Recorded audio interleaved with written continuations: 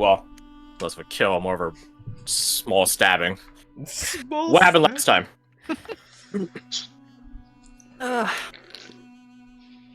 Where do we start? We started in... I think it's technically labeled as a bistro. It is literally labeled a bistro, yes. Yeah. What is it? Is it bistro? I can look this up later. Start there.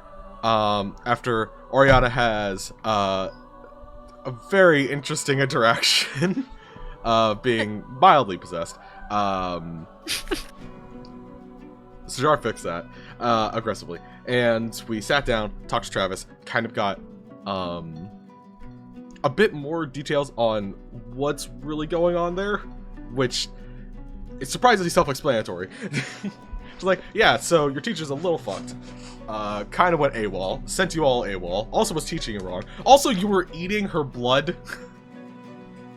That's about the point where Oriana just had a mental breakdown. I'm just like, what the fuck is happening? You'll never be able to leave her. I want die. I want die.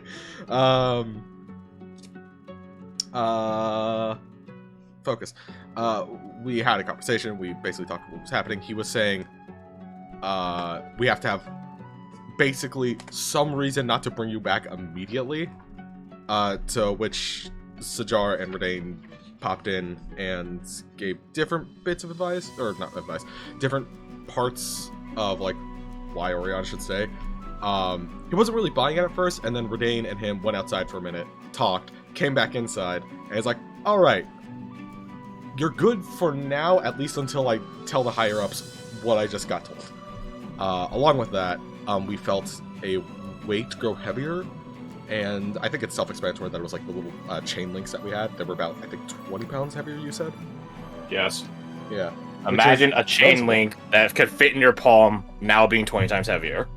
By the laws of physics, that's a lot more weight for very little surface area. It's far too dense. Hold on, someone's messaging me about shirt. So you're saying it's weaponized? Well, only when you guys are carrying it. Everyone else, it just feels like a normal chain. We just chuck it at someone and go, think, ow, I guess. Yeah, but if you chuck at each other, it fucking hurts. Oh god. So have fun with that, I guess. I don't know. Ideas. Just abuse each other. Good. So after that, well, I guess most of the party leaves. Oriana stays behind to talk to Travis. Then it was Sajar, Deet, and Anushka went to the bar to meet up with like Basso and Zal and all them. Besides, like, I think the only ones that weren't there were the pre-marchers. I remembered. Where there was kind of like a double date situation that was going on. It was just a fun. I just love the contrast of them going on little dates and Oriana's just having a mental breakdown and drinking in the corner. Not even in the same bar. Area. It's great. Yeah, speaking of mental breakdown, Zal is informed that he is going on a date with D and also proceeds to not fully comprehend what's happening here. The man's romantic cognitive dissonance? There's the man is simpleton, alright? Leave him alone.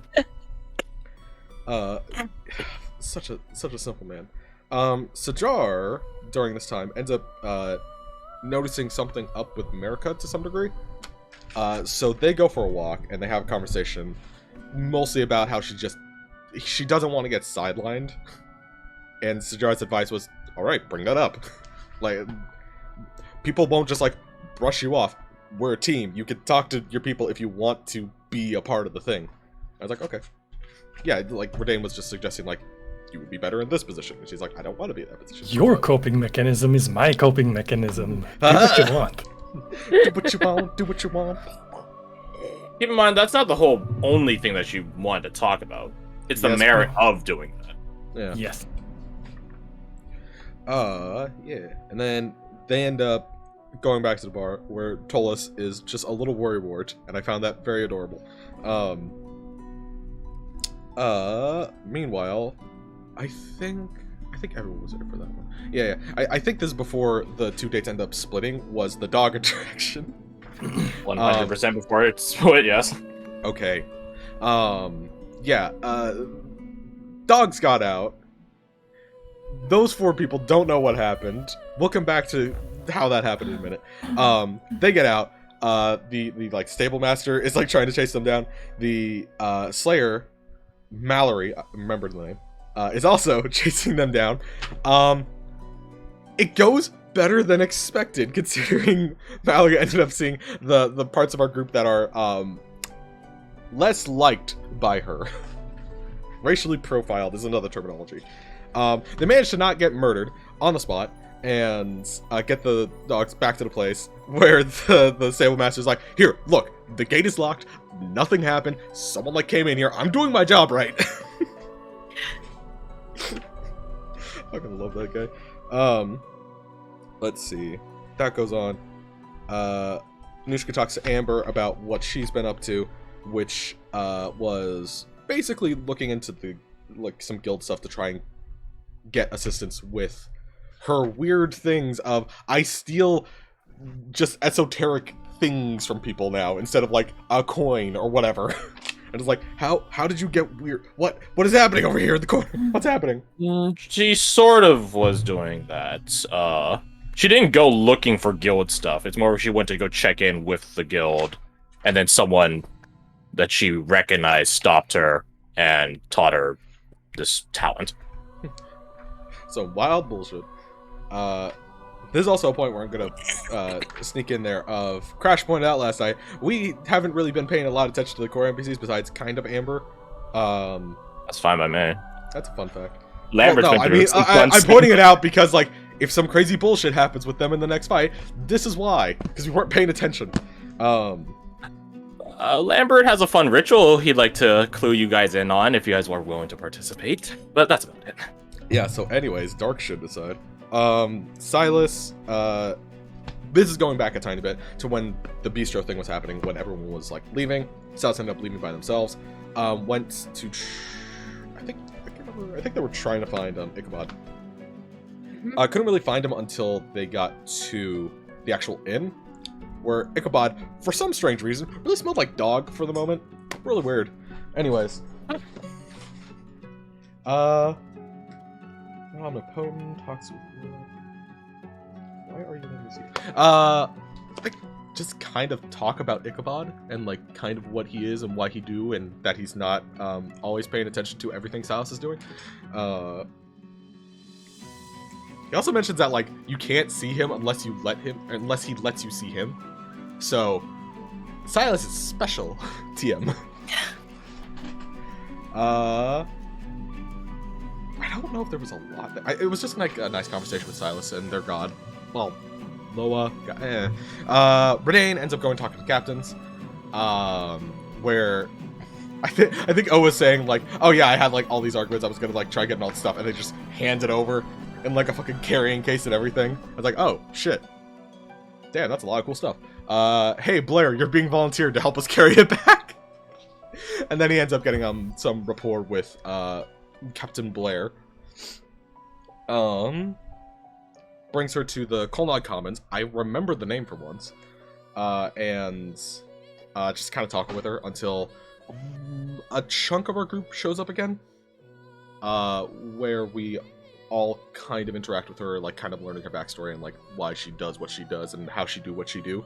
Which also involves being an ASMR and having holy weaponry imbued into her flesh in the form of a tattoo. What the fuck? Anyways. Baller. Oh, and then there's like some talk about like vengeance or something and cutting off Oriana's hand, but that's beside the point. Anyways. This is what happens when you have an unreliable narrator. It's a joke. Yeah, Oriana talks to her and mentions Scavola and her Schoolasta. Blair seems to recognize the name some. To Baby Poon. And Blair basically sets the situation of, what are you willing to sacrifice to get this person? And Oriana's just like, a lot, and I'm listening. But she's like, we're not going to do anything right now because I need you to be operational for a fight.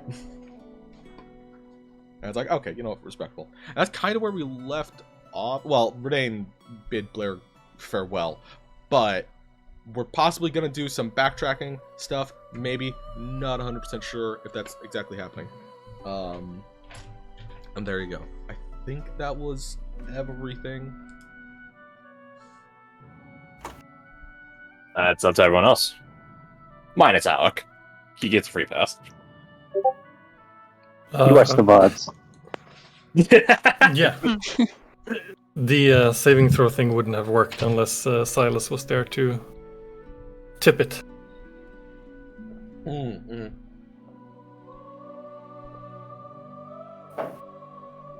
Yeah, it was a lot of teamwork helping Oriana, who was rolling complete fucking ass.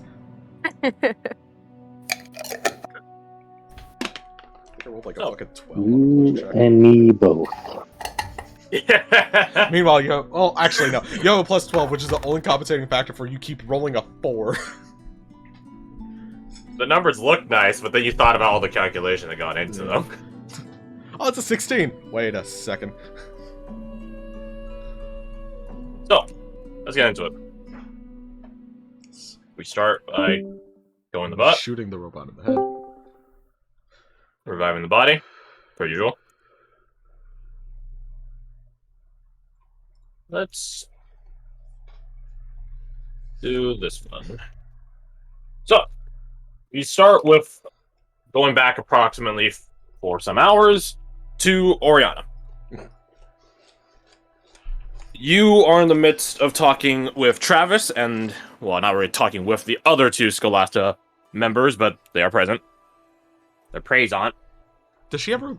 I imagine she probably is not informed of who they are specifically. Nope. That makes sense. So yeah, you are talking with Travis. Get you out of here. Get you out of here. And then add Travis back. There we go. Man himself. Oh yeah, fucking token. And you ask him a string of questions that you and I have discussed prior already in the private chat, but one of them in particular does require further... It was a bit more in-depth. You asked what his insights were on everyone in the group and what info he has on them, minus Anushka. And he thinks on it. He's drinking, again, this sort of watered-down rum, like Greek, or my bad, Keplandic rum, and so on, and he thinks on it. Well, that's a lot to go through. Pick a number between, I don't know, 1 and 7. Really? That... 5. Okay. Let's see. He, like, closes his eyes and, like, taps the side of his head, like, 1, 2, 3, 4, 5, like, tapping every time. That would be...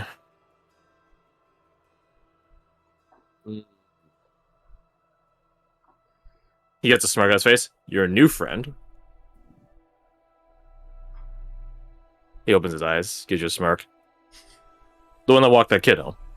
Alessandro, yeah. A nobleman amidst your midst. Well, sort of. Roswell House has always been something of a outlier, but hey, there's always gonna be one. Mm-hmm. There's all the respect to them.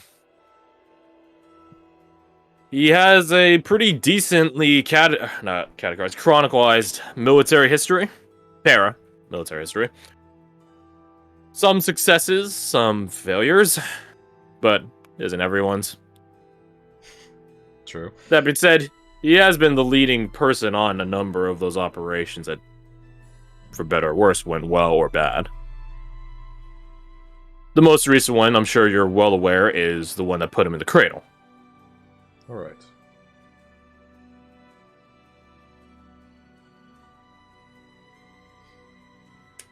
Combat was... I was told that he was a leader that leads, but doesn't overextend to the point where chopping the head off the snake is the main avenue. If you catch my drift. It's important for leaders to know when to back off, but also equally as important to know when to go forward. We have some other. He like runs his fingers on the tabletop. Other reports on the Silver Sworn. Such as? I'm not at liberty to say. Oh, they worked with Skloss in the past. Nope. Huh. Get my trap. Just busting the door. So let's see. So that's him. Let's go to from 5 to 6, maybe, huh? This would be Silas. You guys' cat. Navros. Every tabaxi is. It's kind of unavoidable. Unsurprisingly, of a bardic persuasion and a traveling curious sort, true to their progenitor, J.R. Kane. Not much notate on him in terms of combat or military history, I'm afraid. That's tracks. A lot of sightings, reports around the Heartlands, leaving it. Stuff like that. But relatively kept to themselves. Which I guess is a good and a bad thing. For our purposes. Thanks, Why were they... How did they end up here, in that case? Wouldn't that be something you should ask them directly? He gets like a smirk on his face. Yes, but also, you're more likely to give me the answer because you're indifferent to the information. Who said I'm indifferent to the information?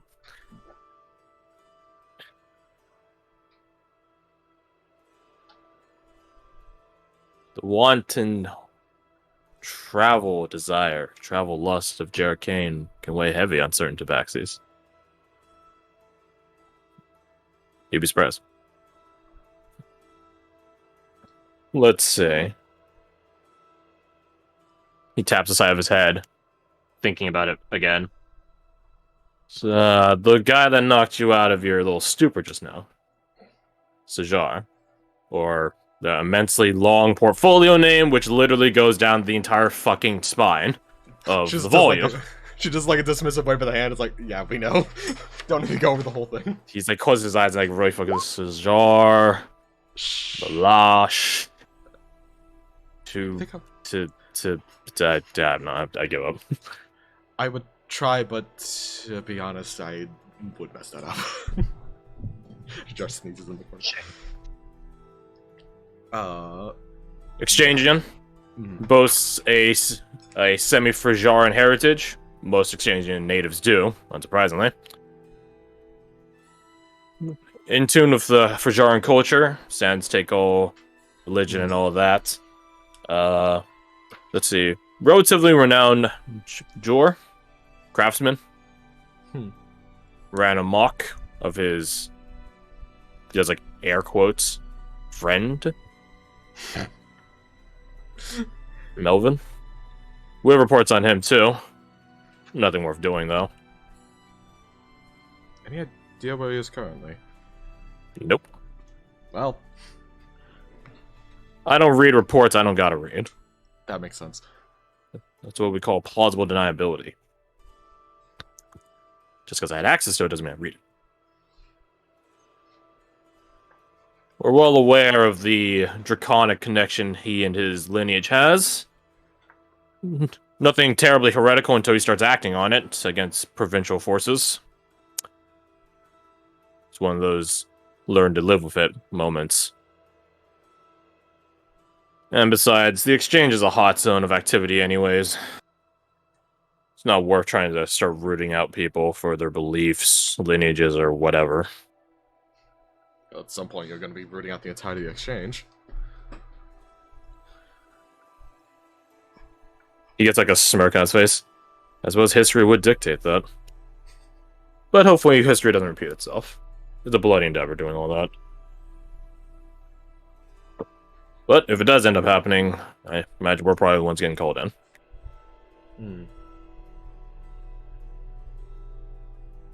Let's see. He thinks on it. Skip that one. Although, in fairness, I'm sure Savola already knows whatever information we have on Anushka already. Potentially. It's not that large a volume anyways. Redane thinks on it. Redane Magnus nods. That's a name that shows up in a number of different reports, and they're not usually the same type of reports either. Military history is nothing to write home about. Not terribly chronicalized, rather. Not like Captain Risewell, but he does show up in a number of sightings from a sort of people that just make note of him.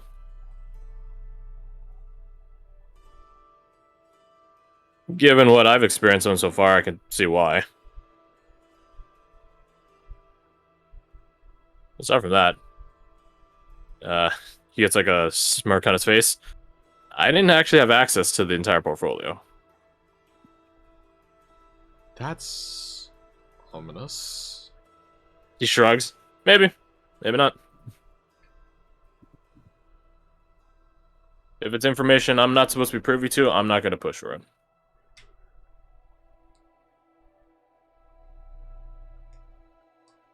Let's see. Taps the side of his head again, thinking. Deet. But that's what she goes by now, right? Currently. Yes. You're not here. Shut up. Get out of here. Get Okay. in here. Not her actual name. That one is, it gets like a mirthless chuckle. That portfolio is, well.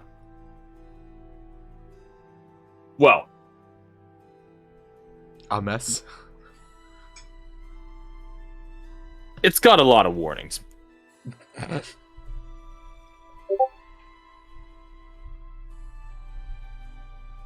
Got a lot of warnings tied into that one. Not warnings for us as the reader, warnings about the person in question.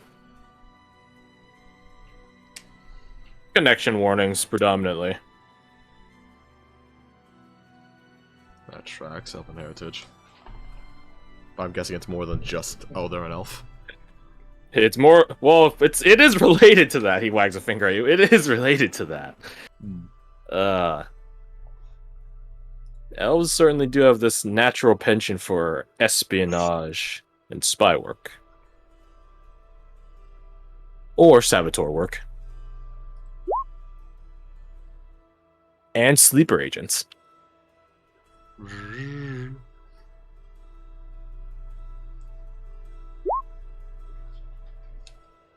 We've gotten conflicted accounts for her family. We have eyewitnesses that say one thing, and the noble house they lived was saying another. Right, of course. Of course, I'm not saying the eyewitnesses are on the up and up either. But the fact that there is a discrepancy is the more important note. Sensagan noble house, he shrugs. Definitely wouldn't trust that report more than I would desire to eat it.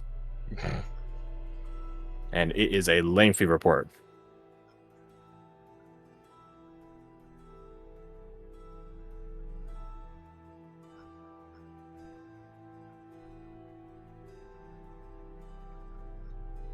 Be on the lookout for that one, huh?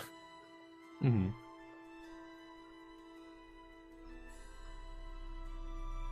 He thinks more. I think that's about it for your main crew. Any questions?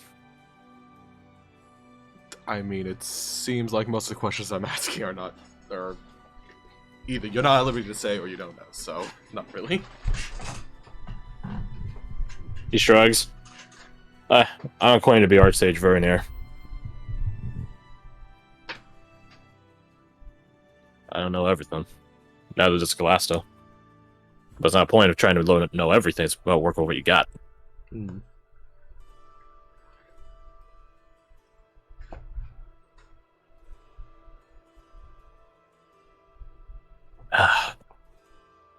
I still say you should come back, you know. That would make this all easier. Examining you might give us a better way of tracking everyone else. Or Scavola herself.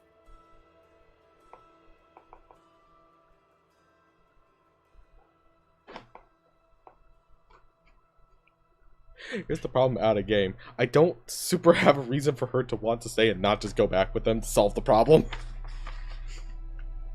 I was like, you should come back. I was like, he's not wrong.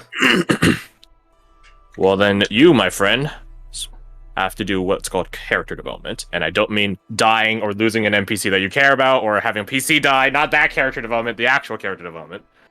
But Crash, seeing your favorite NPC die is character development. This one's to you, Martin.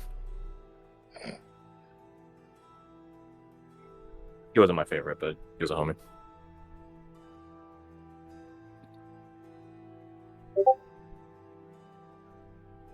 He sees that you're like, quiet in face of it. Think on it. Go do this little op that you're gonna go do. Come back alive. Think on it.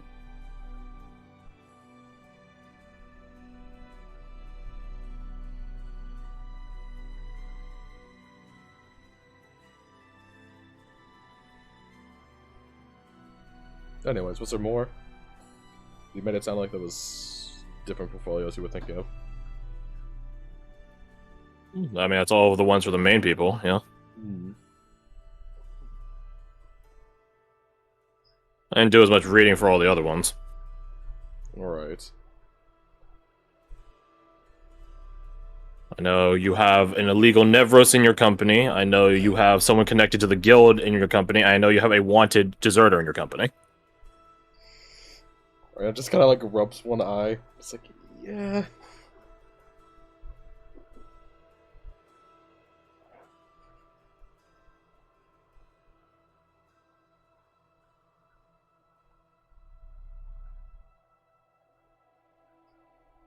My defense. I was voting for the deserter before he was a deserter. Because I actually liked him. I mean, that's fine and all, but he's still a deserter. Yeah. You don't gotta justify anything to me, I'm just saying how it is. I mean, he gestures at you. Technically, you're a deserter too. Didn't exactly know that one, now did I? Again, not trying to justify anything. I'm just saying the facts.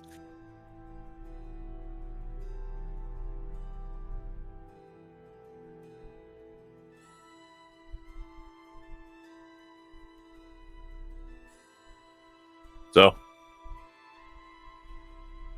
is there anything else you want to ask me?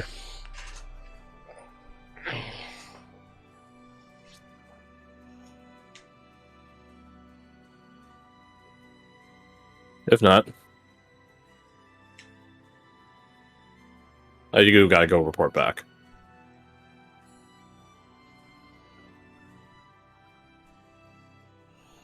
I guess not really then. Fair enough. He stands up, takes the sort of cups and drinks, and goes back to the counter with them, sets them back. Not putting them back in their place, but just, in the general work line. Then, Oriana, gods be with you. Come back to Devros alive, I'll contact you again. I'll find you. Hopefully this time goes smoother. I mean, if you're looking to get my attention again, you could wrap a blue bandana around the rafters on the jet ridge. I'll see it. Just looks at him and blinks slowly. It's like, what? Why the bandana thing? Why is that your thing this time? I'm not at liberty to say. He says with like a really shitty grin. Is this just so I buy you clothes? Do you just want more bandanas? Is that it? I'm not broke. Yes, but if you get someone else to pay for it, then it's a benefit. I bought Silas lunch. Well, I guess it'll be dinner. Whatever. Alright, I don't need your around the corner store bandanas. And of course. Alright, cool. But Uh, you should clear out. We gotta get this place back up in operation. He gestured at the bistro. Right. Okay. She just doesn't say much. Just takes her leave. And you head out. Let's switch gears.